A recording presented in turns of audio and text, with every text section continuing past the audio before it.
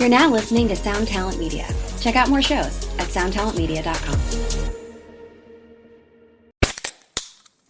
Hey, what's up, everyone? I'm Matt Migaki, the vocalist of Cryptopsy and the host of the Vox and Hops Metal Podcast, where I sit down with fellow metal musicians. We talk all about their lives and music while sharing killer craft beers. If you've ever wanted to sneak backstage and share a beer with one of your favorite musicians, well, Vox and Hops is the podcast for you. This week on the podcast, I dropped a killer episode with Johannes Ekström of Avatar. There is this episode and over 440 other ones to help you enjoy life, metal, and craft beer. So what are you waiting for? It's time to become a Vox and Hops head. Cheers! Hey everybody, just wanted to give a little context before we kick these next couple episodes off.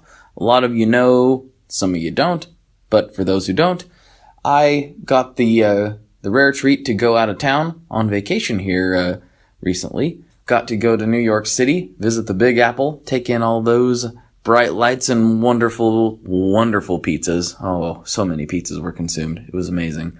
I also got to go to the Fear The Riff Expo, which you guys heard. They sponsored an episode here recently, and that was all fantastic and wonderful and every other great adjective that you could use. In a nutshell, I gathered some on-site, on-location recordings with some key players. Some of them we did, most of them we did at the expo themselves, which you'll hear. One of them we did in a very legendary New York shop. You're gonna hear that one right now, actually. So here you go. And so yeah, that's just a little context for these next few episodes. I hope you enjoy them. They're a little condensed. They're a little different than the normal format, but we do get to the all-important question, so never fear, never fear. Also, wanted to recognize that this episode is sponsored by Sinusoid. Yes, they're still sponsoring this crazy podcast and this crazy project known as the Tone Mob. Sinusoid cables are the bomb. The dudes that run it are the bomb, and I can't say enough good things about them. So if you go to sinusoid.com, you'll build yourself the custom cable of your dreams. They'll stand behind it 120%, and you guys are going to be happy. So check out Sinusoid. They're great guys, great people doing great things. And here is today's rather unconventional episode of the Tone Mob Podcast.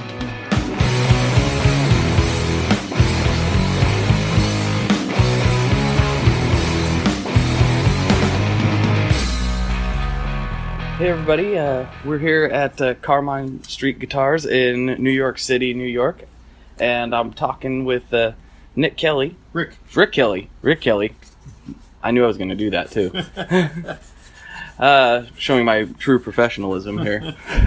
Grant Wilson from Big Ear sent me here. He told me you got to come check out the shop, and he was 100% right. So I decided to throw a mic up real quick and ask Rick a few questions. He's got a kind of a unique approach to building instruments, and I think you guys would get a kick out of it. So if you got a couple minutes, you can just kind of give us a quick backstory of what you do here and how long you've been doing it and all that good stuff. Okay, yeah, we've been in this shop for about 30 years, and I've been building for even longer, but I've been mostly always using reclaimed lumber. And what I do now mostly is use New York City beams that are from these old buildings. All these buildings are like 1830s to 1850s. The 1827 building you're standing in now. Wow. This was the backyard, and the walls were added about 1900. It used to be a dance hall back here. But underneath that tin up on the ceiling is the same wood. Every 16 inches there's another one of these big fat timbers. And they've been sitting up there for 160 years, so the wood is super seasoned, super dry, and it's a beautiful old white pine from virgin forest trees that were cut down about 200 years ago to build the city. And so it makes a really nice sounding instrument. Mostly make, electric guitar solid bodies and basses. Mm-hmm. And, usually in the Telecaster style, and the shape is kind of what I'm known for, what I do mostly. Right. And I also make the necks out of it, which is a little more unique. Not that many people use pine in the necks, although, originally all classical guitars use some kind of cedar or a conifer tree for necks. Mm-hmm. So it's very it's been used for 200 years that way. But for electric guitars, it's something new, and what it tends to do is it makes the whole instrument a whole lot more resonant, and the D and the G string kind of come alive because I do it without truss rods. So there's no rod in the neck, and the wood is just solid, so it seems to vibrate more evenly, and it's a bit more responsive, and it just gives a really nice warm tone. The pine wood seems to have a nice warm sound to it. And I would imagine, I don't know, I'm speaking as a kind of a neophyte here, but like because you're using this wood that's been, dried out and seasoned for so long, you probably don't run into as much, the truss rods are kind of that can be viewed as sort of a Band-Aid solution. Yeah, it is actually. That's because of the wood that they usually make guitar necks out of. They actually use maple, which is a good hardwood, and you would think it's harder than pine and better in some ways, but yet it's the way the trees grow. When you look at the way maple trees grow, they have to bend and move through the canopy to get to the sun. So the cells in the wood are very malleable, whereas pine trees are very straight growing, conical. They grow perfectly straight, and that's the way the wood wants to stay. Gotcha. Whereas maple trees want to bend around because that's the way they grew. When you get a pile of wood, and if you buy lumber from a lumberyard, it's all plain flat, and you don't know which way the tree grew. Right. If you stand it up over time, the wood has a memory. It'll start going back into that arc. So there's a lot of necks that come out of the factories that wind up with back bow or front bow because of the way the tree was leaning. So yes, they rely on truss rods to try to keep them straight. In fact, nowadays they have truss rods that work in both directions to keep the neck straight if it does tend to go in the back bow. In the old days, you would just discard that neck and get another one. So it's a little better now for that. But even though the wood's harder, it's actually not as good because the pine enables you to use wood that's way more resonant, way more straight growing, and way more likely to stay straight, and also sounds a whole lot better. Right. Not only is it coming from old seasoned wood, but also those were probably old growth trees Exactly. Yeah, that's the biggest difference. I wouldn't go to a lumberyard and buy pine and do the same thing as I'm doing here. It wouldn't be nearly the same. Trees today grow way too fast. They kind of grow them for lumber for commercial use. Right. So they cut the trees down when they're way too young. These trees were way compressed. They were virgin forest. They had 200 years to live, and they were totally mature. Whereas today, what they call a mature tree, it's only like 50 to 80 years old. Oh wow! Where the tree really has 500 years more to live. But they just say, "Oh yeah, it's mature. It's big enough. Cut it down." Yeah, it's big enough to cut it down. There's yield enough lumber. We need that wood, so that's what they do. Gotcha. So I don't imagine you probably started out working with these materials. You probably started out kind of more standard. Actually, it came out of sculpture in college, and I was doing woodworking at the time, and I didn't have money for materials, so I would go to Druid Hill State Park. I went to college down in Baltimore, Maryland Institute, and I would get wood from Druid Hill State Park that was, wood that was thrown away basically too. So I started reclaiming wood way back in the late 60s. Okay. So I've been doing it ever since in some form or another. But this pine idea of using the New York City timber wood is really more like the last 10, 15 years I've been doing that steadily. Yeah, you're totally doing it before it was cool, though. Yeah, oh yeah, yeah. I've got some pine guitar bodies that I did back in 1991 and 2. So wow. Doing that a long time. So you went right from sculpture into guitar building? Yeah, actually, while I was still in school, I was trying to help pay tuition by making Appalachian dulcimers and doing Druid craft fairs. So that's what I did for several years while I was in college. What got you into the more electric side of things? It was just kind of an evolution of when I was making the guitars. I was actually doing, because I majored in sculpture in school, I had done a lot of carving and woodworking that was a little more decorative. And so people were ordering my guitars about halfway because of that. Gotcha. Because of the decorative factor and the carvings I did on the bodies. And they just sort of lends themselves to solid body guitars rather than acoustic guitars. Of course. So I kind of switched in about, I guess around 1970. I kind of switched over to electrics and been doing it ever since. Did you study under anybody as far as the process of making instruments, or did you? Back in 1960s, there was nowhere to go to school or learn how to build.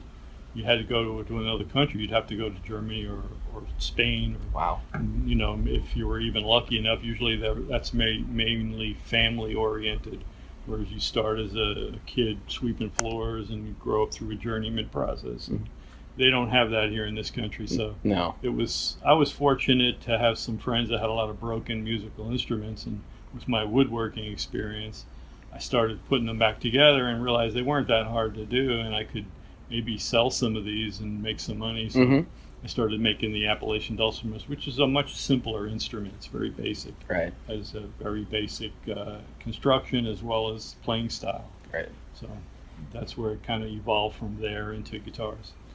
Your stuff seems to be very in demand. Was there a certain artist or something that helped kind of was the breaking point to that, or was it just a combination of? Yeah, I think when you're here in New York City, you do meet a lot of celebrities, and a lot of people will buy your guitars. And I had early days. I was working with Lou Reed and Oh wow. Patti Smith, and Papa Chubby bought a couple of guitars, and he was really big in Europe. And my friend Bob Quine used to hang out here a lot. He bought some of my guitars, and some of the bands he played for in Japan were also buying them. And so yeah, it kind of developed from that. But it was really when I got into this pine thing, using the New York City timbers with certain buildings. Like I get wood from the Chelsea Hotel, and from down on the Bowery, there's the old McGurk Suicide Hall. I got some really historic buildings. Chumley's over on Bedford Street. McSorley's the oldest bar in New York. Wow. I've gotten wood from some really iconic buildings. And people kind of like that idea too. They want wood from a certain place. Of course, Yeah. I can totally see that. Yeah. That would be Yeah, a way of making history live on. yeah. It's sort of getting a piece of old New York. I call it the bones of old New York. This wood, because it's the bones of these old buildings. It totally is. Yep. And you kind of told me off mic. I don't know if you want to talk about this on mic, but how do you get most of it? It seems like it would be really challenging for most people. Yeah, it's everywhere in the city right now. These buildings are like going on 200 years old, and there's a lot of reconstruction going on. People, the way they were designed originally, they had all these little rooms, plaster walls. It was a way of heating it and keeping it small. You could close off the upstairs. Right. But nowadays, people are trying to open up the buildings, so they open them up. They want bigger kitchens, bigger rooms, and a lot of the wood gets discarded. And so I do a lot of dumpster diving. And if I see scaffolding, I'll go talk to the construction crew, and people tip me off all the time. Kelly, there's a pile of wood over here. So all last week I was hauling wood back, and we just hit a bunch of buildings that were throwing wood out. You were loaded up in here. Yeah, it's packed. I don't know if you could get much more at this point. I had a lot of wood in the basement, but my landlady said, it's not in your lease to use the basement, so Come on. I had to bring it all out. Come on. So now it's all up here. That's cool. Do you have any? I mean, this might be hard to pick because you've worked with so many guys. Is there any particular artists you really enjoy working with? Well, I mean, it's true. Like, I have worked with so many, and I like them all. Anybody who's really interested in my guitars, I have to say that I really enjoy making guitars for them, especially when they're going to use them and they're going to record with them.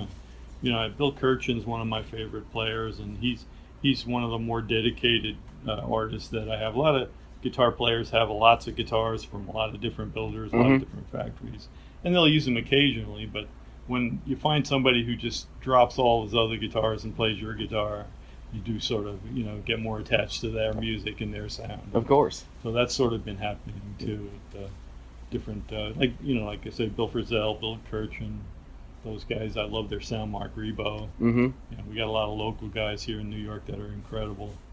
But Patty, I love seeing when Patty gets up there.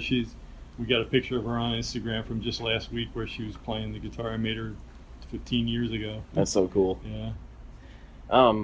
To go back to the guitars themselves a little bit, because we're, kind of a lot of us have gotten accustomed to having truss rods, would there be any considerations for instruments that don't have them? For instance, I mean, there's the ones that you build, but my dad also has an early Martin that doesn't have them. Right. So we're real careful with it, and maybe, I don't know if we're overly sensitive or... Probably are. I mean, I've seen Martins from the 30s that are still straight as an arrow. They usually used some sort of stiffening rod down the center of the neck on Martins. They had a T-bar in the early 30s that they used. It was a metal, like an I-beam, like half an I-beam. And so that those necks are really straight and stiff, and they'll never go anywhere. Even though the mahogany that they used isn't like the pine, it has, but it's a pretty similar tree in the way it grows. It grows very straight. It's a rainforest wood. Even though it's the softest of the hardwoods, it wants to stay straight because of the way the tree grew. So mahogany is a very stable wood. It's good for necks. Martins have done that for so long that recently they started using truss rods just out of pressure. I think people are scared. You know, they don't necessarily want to take the chance, and they're always like, well, what happens if it does work? And I said, well, I've got guitars that are 20 years old and haven't moved at all, but I'd say you never know. You know, if it does move, we can always put a truss rod in or make you a new neck, you know, whatever. But I stand behind them. You know, I think they're very reliable, and I like to make the necks pretty big anyway too. And like during the war era, Gibson had a guitar neck that I kind of modeled my necks after. It was a J45. It's a big jumbo banner series, and they made the necks, even though they made the necks out of maple, they made them really big. And they didn't use truss rods because of the war effort at the time, World War II. And so they metal shortages. Yeah, metal shortages. So they made this neck gigantic, and people love it. It's one of the most desired guitars because of that huge neck it has.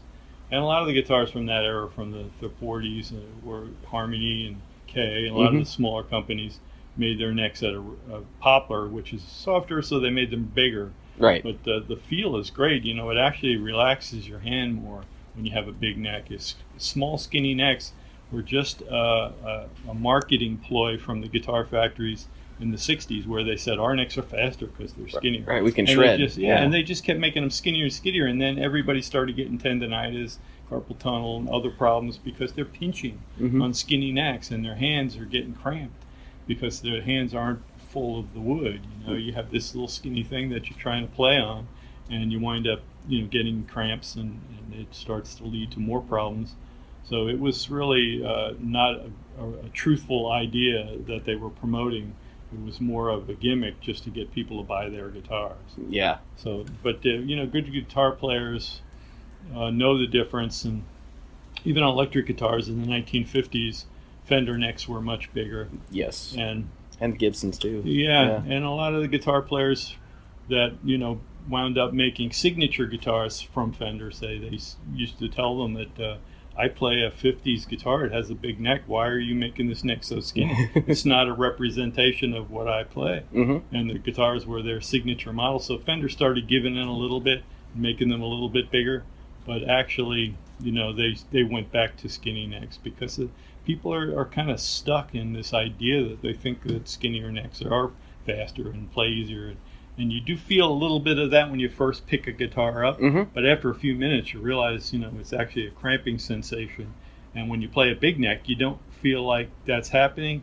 Plus, you don't feel like you're playing any slower. In fact, you kind of enjoy it more. And I find when people sit and play my guitars, they'll actually not want to put them down. They keep playing them. So it says something to me right there that's true. But there's also some hand surgeon guitar players here in Manhattan that actually use that as a recipe to cure the problems that guitar players develop, and say, you know, get a bigger neck, you'll relax more, and it works.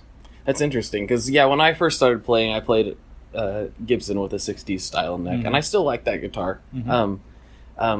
But over the years, and it's weird because I've always thought it's weird because I got short stubby fingers, and I was like, I shouldn't like these big necks. But I like huge necks. And well, my example there is Segovia, and he had the same thing. He had short, stubby fingers, but he mastered that gigantic 2-inch wide classical guitar neck, which has never changed. In 200 years, the necks are still the same as they've always been. They never went through that, well, our necks are faster because they're skinnier. You know, classical guitars have never changed their design. They've been held in tradition, not out of stubbornness or snobbiness. They actually work better and sound better, and everything. There's been just as much experimentation in classical guitar building as there has in electric guitar building, and they always wind up going back to the 1830 Torres design classical because it's the best. Do you find I just know if I pick one up, if I like how it feels. I've never sat down and measured anything because I'm just a regular Joe. But have you found any radiuses to be more comfortable in a line with that bigger neck theory? A flatter radius or a compound radius does let you have a little lower action. And the high steep radius, the 7 1/4 that Fender used, was really more for rhythm players at the time in the 1950s. And they like to tend to put their thumb over, wrap around the neck. And they were very narrow, and you were able to do that. But it's not a style that's helpful, really, especially if you can compare it to a classical guitar neck. That style of music is different, but yet it is the proper way to play a guitar. If you're going to continue to progress and get better and better, it actually is better if your neck is proportionately wider, like a classical. Yeah. Well, we're in your shop. I don't want to take up too much more of your time, but I do have a classic question that I ask everybody. And since we're in New York, this is even more fitting than normal. Yeah. Rick, what is your favorite kind of pizza? Pizza? Yeah. Oh, I like 28 down here, right on a few doors down. It's the old crust, hard crust, thin crust pizza. Good stuff. Yeah, brick oven. Yeah, it's the oven. Yeah, thin crust. Yeah. Yeah, that's the best. And Joe's is Italian. Yeah, it's a real Italian place. It's really good pizza. It's real Sicilian style, Napolitan style. Yeah, from Naples. Oh, we're gonna have to check it out. It's awesome pizza. Yeah, it's really good. I mean, there's two famous places right here in the village. You got John's on Bleecker Street. Right. They all do the same thing. But Joe's is more traditional style New York. Not the greatest pizza, but it's real good. Kind of the way better than what you're going to get in California or someplace. The folded up and go style, exactly, right? Yeah. Well, thank you for taking the time. All right, thanks for stopping by. Really nice talking to you. Cool.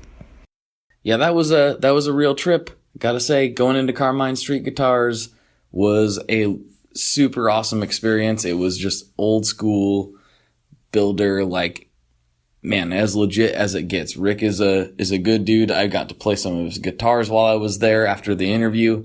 And, I was very, very impressed. That was a really cool experience. And thanks to Grant Wilson for hooking that up.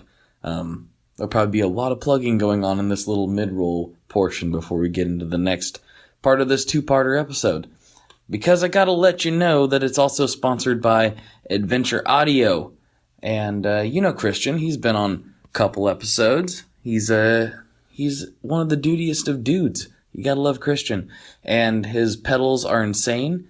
We're doing a little something here later this month. I think you guys are really gonna enjoy it. We've been working on it for quite a while and brainstorming and trying to come up with this concept. I think you guys are really gonna like it. But won't get into that too much. Needless to say, check out adventurepedals.com and Adventure Audio on all of the interweb stuff they have. You know Christian by now. He's part of the community. He's one of the guys. So definitely check out his work if you're not familiar already. But on to this next portion. This was recorded at Fear the Riff, as you will hear. Little loud. But hey, that's what it is. It's Fear the Riff. We were fearing the riff all day. It was quite an experience, and I really enjoyed it. This is with Seth from Night Owl Industries. He's taking a really unique approach to vacuum tube amplifiers. I think you guys will be really interested in it, and we go through it briefly here. Hopefully we can go into more in depth on a later episode, but here you go. Here's Seth from Night Owl Industries. All right, we're outside the Fear the Riff Expo, crouched behind what is this? A Dodge or Jeep Compass, because that's where all professional recording of podcasts takes place. And let's see, I'm trying to get my bearings. We're in Brooklyn. Greenpoint. You talk about it. It's your neighborhood. I'm just a foreigner here. Yeah, no problem. No, I spend a lot of time out here. We're in Greenpoint. We're about 5 blocks from my old house. Before I moved to the Sticks, this is where I lived for a long time. I was a musician in Brooklyn, for 15 years, and I was really lucky to be here during that time. It's a really good scene. Got to play all the really nice clubs before they all got shut down and replaced with frozen yogurt stands and such. Right. So, and that's kind of what was the start of this whole rig, this whole idea. So, Night Owl, what made you want to do? So we should talk about that a little bit more in depth, because you have taken a different approach than a lot of AM guys. You touched on it while we were in the show, but for the listeners, like why did you do it the way you did it? And it's a very different approach than what I see a lot of guys take, especially on the lower wattage end of things. And that was kind of the idea, it's a lot of guys do this kind of as a part-time thing. Mm-hmm. And I knew that if I wanted to make this product and I really wanted to do it full on, that I had to go all out. Yeah. And I knew that no matter how good of a circuit I built or how good it sounded, if it didn't look unique, and if it didn't have that craftsmanship, that I was just going to be one more guy in a sea of amps. Mm-hmm. And so it had kind of two origins. The first is, my love for EF86 and EL84 tubes. Right. If you've played a lot, you know your tubes. You have some that you like, some that you don't. And there's something about pentodes that nothing else has. So when I was playing, I was playing in metal bands, and with those shows, you're playing high wattage amps, you're playing really heavy stuff. So when you bring that rig home, it's hard to recreate that sound. Right. Because all the home amps and all the small amps are, toys for the most part. Mm-hmm. They cost a couple $100 because people don't want to spend a lot on a small amp. But they sound like that, they sound like toys. They've got, input sections that kind of ruin your setup because you spend a lot of money on your guitar. You spend a lot of money on your pedals. You spend extra money on these really nice cables. And then you take all that money and you plug it into some kind of cheesy little preamp section with a 12AXF and that's biased halfway so they can save money and power on the trans, And so I decided I wanted to make just an all-out, super powerful small amp, So as where a lot of guys are taking a transformer and, turning 120 volts into 100 watts, I'm taking 600 volts and I'm turning it to 3 watts. Mm-hmm. And because when you run tubes single-ended, you get, a sound that you can't achieve any other way. So the idea was basically to have a power amp / slave amp that you could plug your entire rig into as I used to use it. That's why I started building these. I would put my rack system and I would drop this on top of it. I'd wire it myself and I'd have a really cool power amp for home. Mm-hmm. One day I turned my rack effects off and I just plugged a rack and I was like, oh my God, this thing sounds amazing by itself. Right. So I was like, somebody else is into it. So I brought my band in and the bass player played it and he was like, oh my God, this is amazing, man. You got to make these things. I was like, I can't. I got a job and I got a life. So, that was part of it. And also, coming from the musician side of it and coming from being a tube fanatic, I know what vintage equipment can do that modern stuff can't, and it's a weight thing. You lift a new little amp and it weighs nothing. Those amps weigh less than my transformers. Mm-hmm. But if you go back to the 40s and 50s and 60s when the tube technology was really its golden era, that's when you see the best sounding stuff. Right. So that's really what I was after, and I just took the absolute most bare bones approach I could, to getting that sound and only buying the best parts I could to get it. Mm-hmm. So what is your background like? You were in a band a lot, as you said, but nobody just starts building amps all of a sudden, or did you? Well, nobody's sane, my background, the only thing I'm really qualified in essentially is music. I've been playing guitar my entire life. I got my music degree, and I spent probably 1,000 hours in recording studios, and I've played everything from CBGBs when I was running to dive bars to stadiums in Eastern Europe. Right. So that's kind of, a lot of what I've done has always been a musician, but it's hard to be a musician and not really get into the gear side of it. I agree. Being kind of a pompous, arrogant kind of guy, I was like, well, why can they do this and I can't? So, I dug into all the books I could, all the YouTube channels. I learned about circuitry, I learned about metal fabrication, I learned about carpentry. And eventually, I quit my job and I just moved upstate, rented a little space, and just decided this is what I'm going to do. And I locked myself in this little space and just started building. That was 9 months ago. I managed to make this connection in Russia for some, good deals on the tubes, which are really hard to find because new tubes, not trying to offend anybody, but new tubes don't sound very good compared to old ones. The tubes I'm using are testing at 130, 140% because they're old, because they're new old stock. So, knowledge of those types of parts really helped me a lot. And just really wanting to be part of this business. I saw what pedal makers were doing and I was thinking, man, look at these guys. They have all these great finishes. They have all these great varieties, all these different shapes and all this cool stuff. And look at guitar amps. They're all square boxes. They're all rectangles. And it's like, why isn't anybody really doing anything innovative on the design side? So, right. On the circuit side, I kept it as absolutely basic as possible. And on the design side, I tried to give it something new. And my, the experience I had in metal fabrication kind of gave me the opportunity to do that. Of course. And it let me make a different looking amp than everybody else's, which is, hopefully some of the attraction about these. It definitely was for me. I mean, I seen them on Instagram, of course, where all gearheads find most things these days. Sure. And I was like, oh. And they're going to be at Fear the Riff. So what was it? Is it just the kind of the proximity that made you want to come to this one first, or? Well, my friend Thomas Voida, who runs Savaria Studios, which is a local studio around here, and it's a really great studio. It's affordable, and he was the guy who was like, Steph, you got to get out there and you got to, do the show. It's specifically boutique builders, So I'm like, okay. So I contacted John. I got on there, and really, this is kind of what I've been working towards the whole time. So. He turned me onto the show. I got in touch with John, and he set me up with a good booth and good placement, which is really cool of him. And that was it. I knew it was going to be in Brooklyn, and having spent a lot of time here, it's not a far drive from where I live upstate. Yeah, there you go. In Greenwood Lake. So I was like, hey, man, it's my shot. There you go. Cool. Well, it looks really cool. I'm excited to dig into it here pretty soon. I was especially intrigued when you said you designed it with the pedals and preamps and stuff in mind, and as everyone knows, I'm a huge fuzz nerd and all that kind of stuff, so I'm really excited to hear about that stuff. I don't want to keep you from your booth for too long. These are going to kind of be mini segments of what the podcast normally is, and actually a lot more focused than what people are used to hearing. So usually we get off into all kinds of things, but since we're here and we are in New York City, and it would be remiss if I didn't ask you the classic question of what is your favorite kind of pizza? Oh, man, I gotta say, really, New York pizza is the closest you can get to Italian pizza.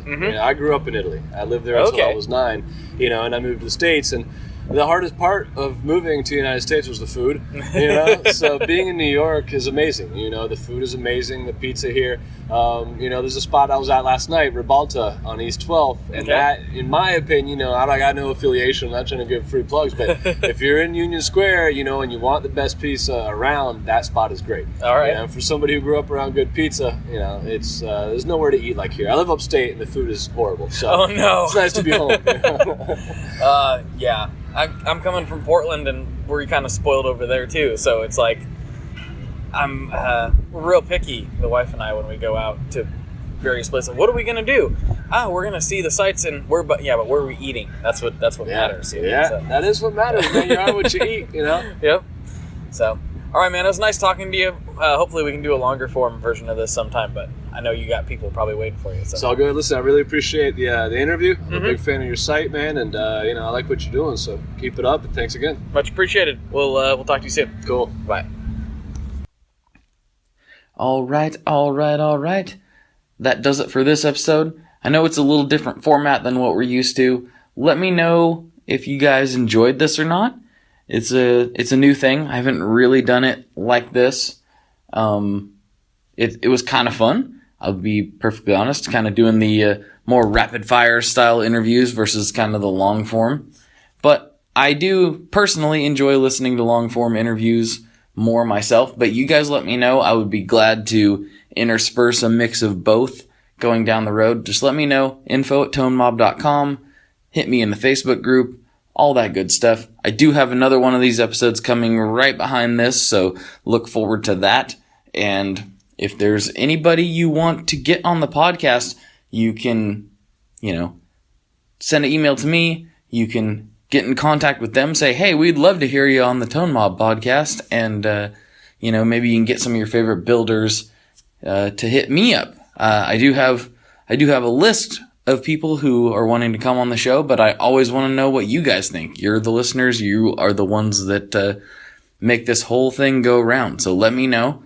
And until next time, good luck and good tones.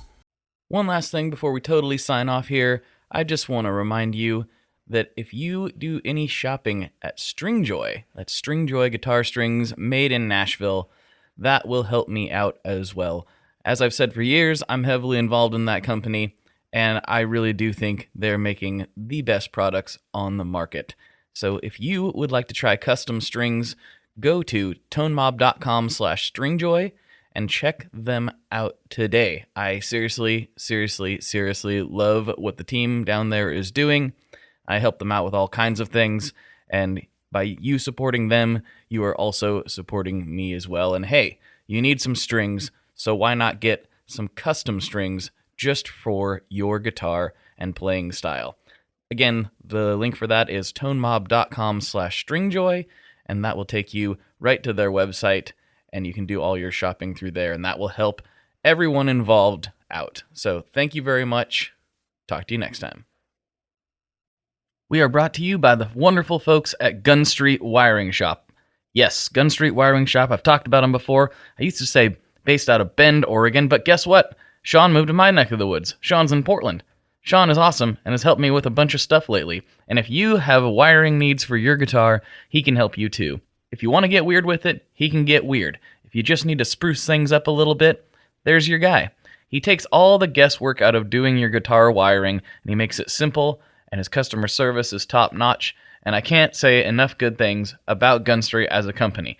I really respect Sean and what he's all about, and the product is top-notch. I've got 3 different guitars that now have Gun Street harnesses in them, and I could not be happier. So go to gunstreetwiringshop.com and check them out.